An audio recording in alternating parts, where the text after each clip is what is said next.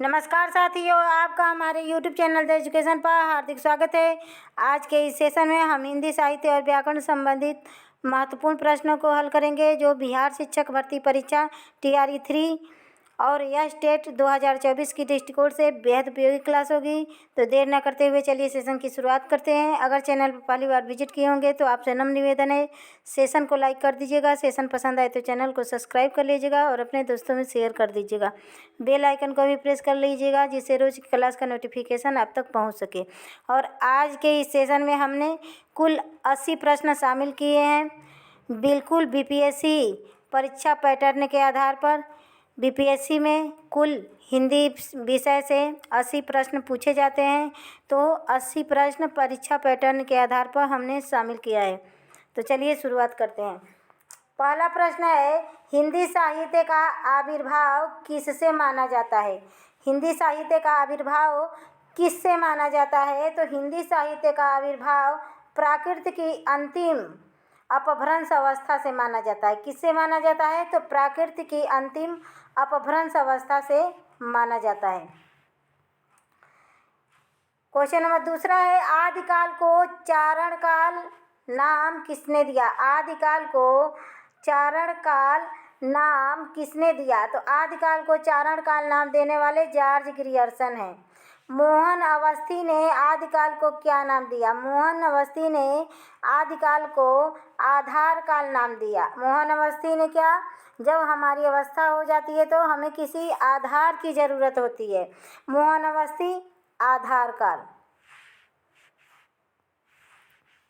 Question number 4 है, रीतिकाल को अलंकृत काल किसने कहा? रीतिकाल को अलंकृत काल किसने कहा? तो मिश्र बंधु ने कहा। मिश्र बंधु 3 भाई हैं, श्याम बिहारी, सुखदेव बिहारी और गणेश बिहारी। श्याम सुखदेव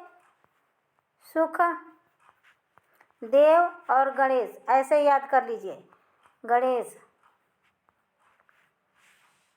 गोरी सोवे सेज पर मुख पर डाले केस, यह पंक्ति किसकी है? तो यह फेमस पंक्ति अमीर खुसरो जी की है। क्वेश्चन नंबर 6 है, जो जिण सासड़ भाषिड़ो सो भई का यहुसार, जो पालई सै भाव करी सो सरि पावहि पारी। पंक्ति किसकी है? तो देवसेन की है। देवसेना ने ये देवसेन की है। और कहाँ से लिया गया है? तो देवसेन की प्रसिद्ध रचना श्रावकाचार से लिया गया है। हिंदी काव्यधारा 1944 कृत किसकी है? हिंदी काव्यधारा जिसका प्रकाशन काल 1944 ईस्वी से, यह कृति किसकी है? तो राहुल सांस्कृत्यायन की है। क्वेश्चन नंबर 8 है, हरदेवानी और कायाबेली। हरदेवाणी और कायाबेली किसकी रचना है? तो हरदेवाणी और कायाबेली दादू दयाल की रचना है। गुरु अर्जुन सिंह की प्रमुख रचना सुखमनी 52 आखिरी है। गुरु अर्जुन सिंह की प्रमुख रचना क्या है? तो सुखमनी है और 52 आखिरी है। 52 आखिरी और सुखमनी किसकी रचना है? तो गुरु अर्जुन सिंह की है। और यह सिखों के गुरु हैं। सिख संप्रदाय में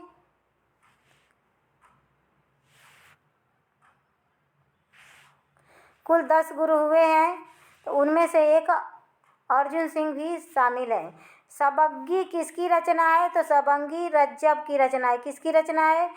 तो रज्जब की रचना है।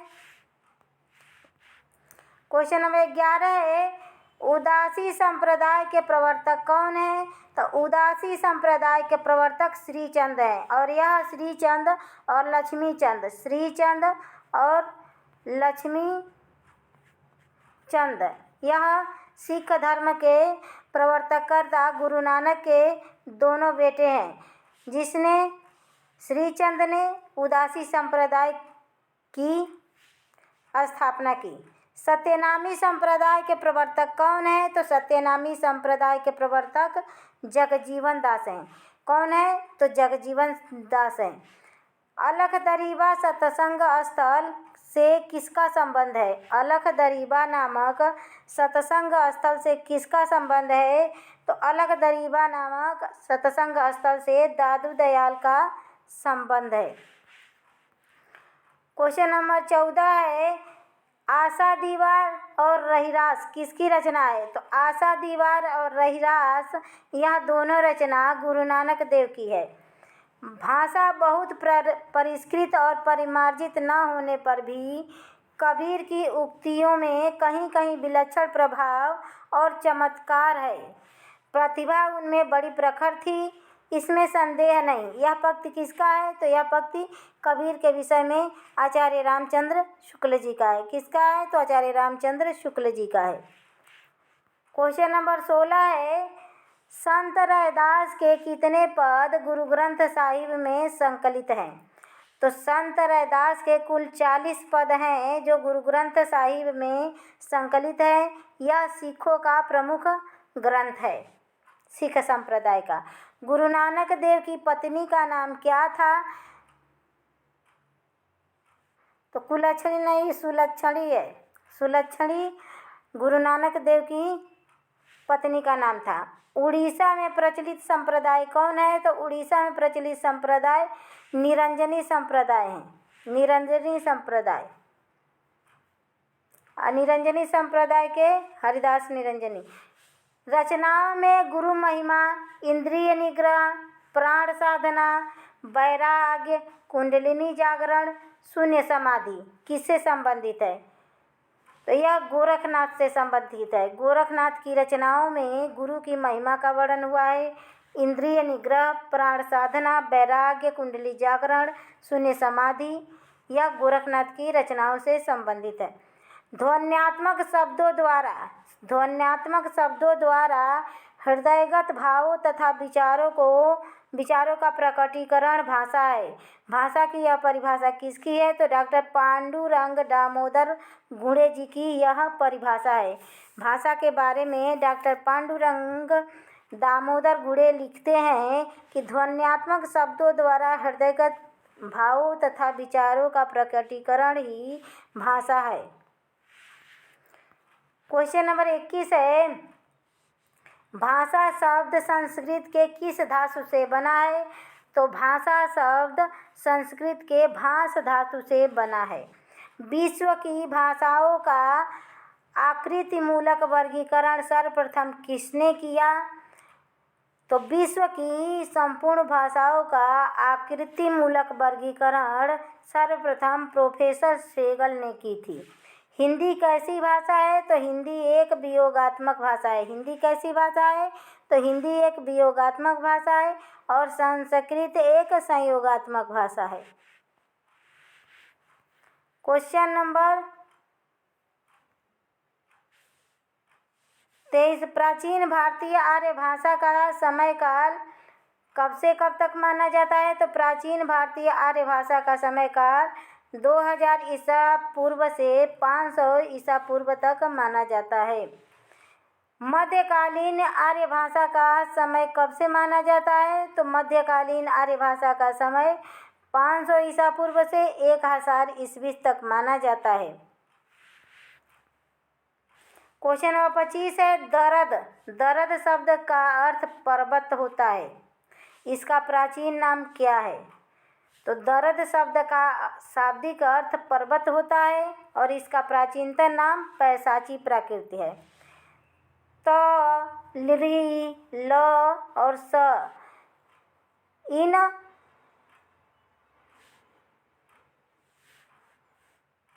इन वर्णों का है, हवाओं का नहीं। इन वर्णों का उच्चारण स्थान क्या है? तो दंत वर्ण है। ऋतु लसा नाम दंता, ली त वर्ग तथा दधन और ल और यह दंती स, यह सब दंत वर्ण से बोले जाते हैं। अ और ह का उच्चारण स्थान क्या है? तो अकुह विच्छर्दनीय नाम कंठ वर्ण है। अ और क मने कुह, तो कु मने क वर्ग और विसर्ग अह को कहते हैं। यह सब कंठ से बोले जाते हैं। कु मने क वर्ग, क ख ग अंग, लिट लकार का द्योतक है, तो लिट लकार भविष्य काल का द्योतक है। लिट लकार भविष्य काल का द्योतक है। मिलिंद पन्नो दीपवंश अष्टकथा और त्रिपिटक ग्रंथ किस भाषा में लिखित है? तो मिलिंद पन्नो, दीपवंश, अष्टकथा और त्रिपिटक यह पाली भाषा में लिखित ग्रंथ है। क्वेश्चन नंबर 30 है, अपभ्रंश भाषा के उपनागर, आभीर और ग्राम्य उपनाम किसने माना? अपभ्रंश भाषा के उपनागर, आभीर और ग्राम्य उपनाम किसने माना? तो नामी साधुओं ने माना। नामी साधुओं ने माना कि अपभ्रंश भाषा का 3 रूप होता है, उपनागर, आभीर और ग्राम्य। मैनपुरी, गुड़गांव, आगरा किस बोली का क्षेत्र है? तो मैनपुरी, गुड़गांव और आगरा ब्रज भाषा का क्षेत्र है। क्वेश्चन नंबर 32 है, पीलीभीत, फर्रुखाबाद, हरदोई किस बोली का क्षेत्र है? चित्र नहीं, क्षेत्र है। किस बोली का क्षेत्र है? तो कनौजी बोली का क्षेत्र है। कनौजी बोली पीलीभीत में बोली जाती है, फर्रुखाबाद में बोली जाती है और हरदोई में बोली जाती है। विद्यापति कहाँ के रहने वाले थे? तो विद्यापति बिहार के दरभंगा जिले के विपसी नामक गांव के निवासी थे। विद्यापति कहाँ के निवासी थे? तो बिहार के दरभंगा जिले के विपसी नामक गांव के निवासी थे। क्वेश्चन नंबर 34 है, आचार्य रामचंद्र शुक्ल ने वीर काव्य परंपरा का प्रथम ग्रंथ स्वीकार किया है। तो आचार्य रामचंद्र शुक्ल ने वीर काव्य परंपरा का प्रथम ग्रंथ विसल देव रासो को स्वीकार किया है। किसको स्वीकार किया है? तो विसल देव रासो को। हिंदी का वास्तविक प्रथम महाकवि चंद बरदाई को ही कहा जा सकता है। पंक्ति किसकी है? तो मिश्र बंधुओं की है। यह पंक्ति किसकी है? तो मिश्र बंधुओं की है। नेक्स्ट प्रश्न देखते हैं, आदिनाथ को प्रवर्तिक संतों ने क्या माना? आदिनाथ को परवर्ती संतों ने क्या माना? तो शिव माना। नौ नाथों में रसायनी किसको माना जाता है? तो 9 नाथों में, नाथों की संख्या कितनी है? 9 है और सिद्धों की संख्या 84 है। 84 सिद्ध और 9 नाथ। तो 9 नाथों में रसायनी किसको माना जाता है? तो नागार्जुन को माना जाता है। मच्छेंद्रनाथ को अन्य किस नाम से जाना जाता है? तो मच्छेंद्रनाथ को मीननाथ के नाम से भी जाना जाता है और यह गोरखनाथ के गुरु हैं। रेणुका 1935, रसवंती प्रकाशन वर्ष 1940 रचनाकृत की है। तो रेणुका और रसवंती रामधारी सिंह दिनकर जी की रचना है। क्वेश्चन नंबर 40 है, प्रयोगवाद का आरंभ कब से माना जाता है? तो प्रयोगवाद का आरंभ 1943 ईस्वी से माना जाता है। अंधेरे में कविता के उपलक्ष्य में डॉक्टर रामविलास शर्मा का कथन क्या है? तो अंधेरे में, क्वेश्चन नंबर 41 है, अंधेरे में कविता के उपलक्ष्य में डॉक्टर रामविलास शर्मा का कथन क्या है? तो अंधेरे में कविता के उपलक्ष्य में डॉक्टर रामविलास शर्मा ने लिखा है कि अपराध भावना का अनुसंधान है। अंधेरे में कविता में अपराध भावना का अनुसंधान है।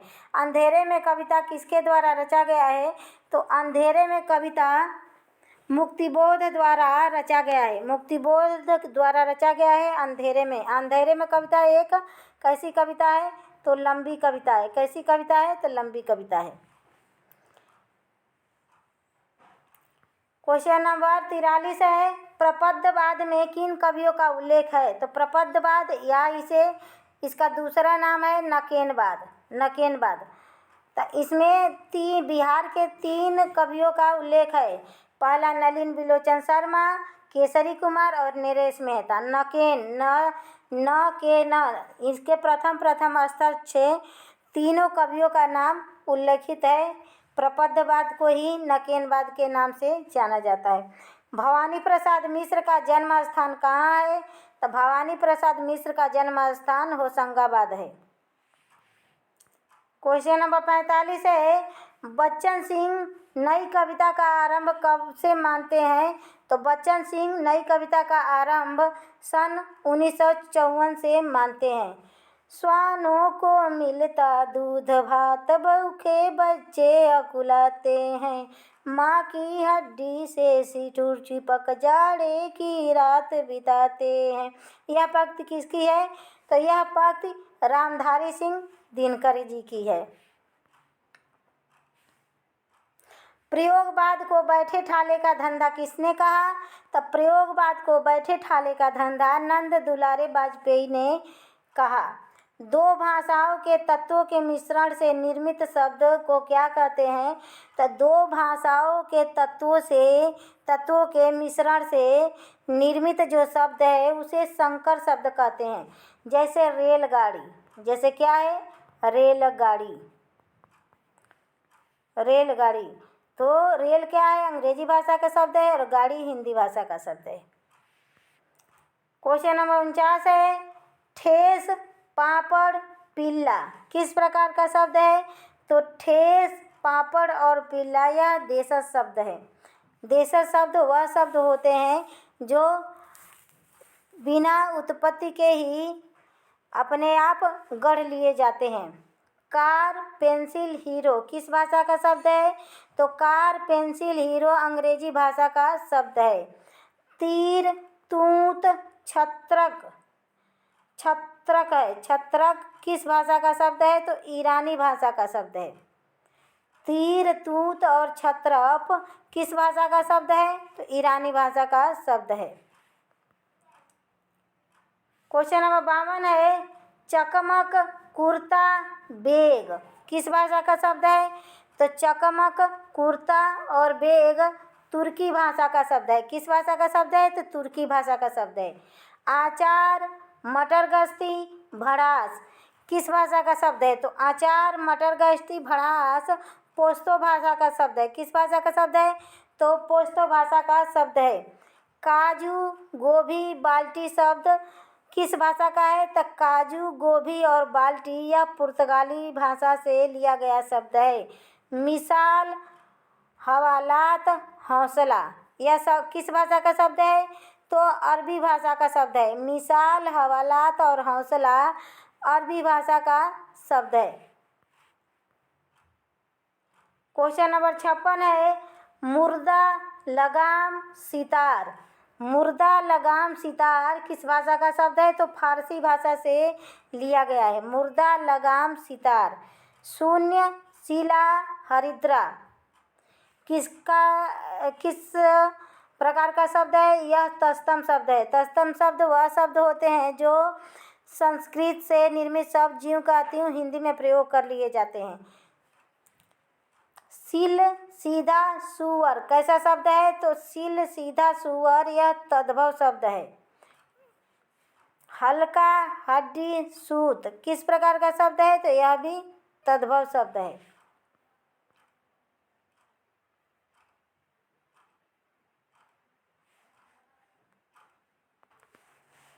क्वेश्चन नंबर 60 है, लज्जा लवंग और सत्य कैसा शब्द है? तो यह तस्तम शब्द है। लज्जा का लाज हो जाएगा, लवंग का लवंग हो जाएगा और सत्य का सच हो जाएगा। सिरकटा अनमोल किस समास का उदाहरण है? तो सिरकटा और अनमोल यह बहुब्रीहि समास का उदाहरण है। चमक दमक और घास फूस किस समास का उदाहरण है? तो चमक और दमक घास और फूस द्वंद्व समास का उदाहरण है। क्वेश्चन नंबर 63 है, काली मिर्च जवां मर्द भला बुरा किस समास का उदाहरण है? तो काली मिर्च, देखिए मिर्च की यह विशेषता बता रहा है। तो विशेषण विशेष से बहुला इति कर्मधारय इसका सूत्र है, कर्मधारय समास है। जवां मर्द भला बुरा, भला बुरा क्या होता है? आदमी ही होता है। भला बुरा आदमी होता है, आदमी की विशेषता है। मर्द है कि जवां है कि जवान मर्द, और मिर्च का विशेषता है काली। चंद्रमुख, मोटा ताजा किसका उदाहरण है? तो कर्मधारय समास का उदाहरण है। खेचर, युधिष्ठिर, मानसीस उदाहरण है तत्पुरुष समास का। किसका उदाहरण है? तत्पुरुष समास का उदाहरण है खेचर। खेचर गधे का पर्यायवाची शब्द है। गोद भर, कामचोर, गौशाला किस समास का उदाहरण है? तत्पुरुष समास का उदाहरण है। प्रत्यक्ष, बीचों बीच उदाहरण है तो अव्ययी भाव। प्रतिधन, अच्छ, प्रत्यक्ष, बीचों बीच जब एक ही शब्द दो बार दोहराया जाए तब भी अव्ययी भाव समास होता है। सामासिक शब्दों का संबंध व्यक्त कर दिखाने की रीति को क्या कहते हैं? तो सामासिक शब्दों का संबंध व्यक्त करके दिखाने की रीति को सब विग्रह कहते हैं। क्या कहते हैं? तो विग्रह कहते हैं। क्वेश्चन नंबर 69 है, निपात के कितने भेद होते हैं? निपात के 9 भेद होते हैं। कितने भेद होते हैं? तो 9 प्रकार का निपात होता है। जी नहीं, नहीं, ये निपात कैसा है? तो नकारार्थक निपात है। कैसा है? तो नकारार्थक निपात है। वाच्य के कितने प्रकार होते हैं? तो वाच्य 3 प्रकार के होते हैं, कर्तृवाच्य, कर्मवाच्य और भाववाच्य। कर्तृवाच्य, कर्मवाच्य और भाववाच्य। क्वेश्चन नंबर 72 है, वक्ता के पास अथवा दूर की किसी वस्तु का बोध होता है, वह सर्वनाम का किस प्रकार का सर्वनाम का कैसा उदाहरण है? कि वक्ता के पास की वस्तु अथवा दूर की वस्तु का बोध होता है, वह निश्चयवाचक सर्वनाम है। जैसे यह मेरा घर है, यह मेरा घर है, वक्ता के पास का ही वह स्थान है या दूर का है कि वह मेरी मौसी है, दूर की मौसी है। हिंदी में वचन के कितने भेद होते हैं? हिंदी में 2 वचन होते हैं, एक वचन और बहुवचन। क्वेश्चन नंबर 74 है, नाम हमारा खाक है, हम खाकी के बंदे, खाक से पैदा किए, अति गाफिल गंदे। यह पंक्ति किसकी है? तो यह पंक्ति मलूक दास की है। किसकी पंक्ति है? मलूक दास की है। घी व दूध से रहित रहा, व्यापक सब ही ठौर।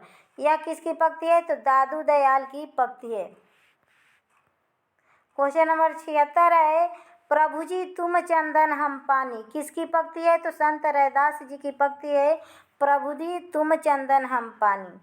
ब्रह्म ज्ञान विवेक दीपिका किसका ग्रंथ है? तो अक्षर अनन्य की ग्रंथ है ब्रह्म ज्ञान विवेक दीपिका।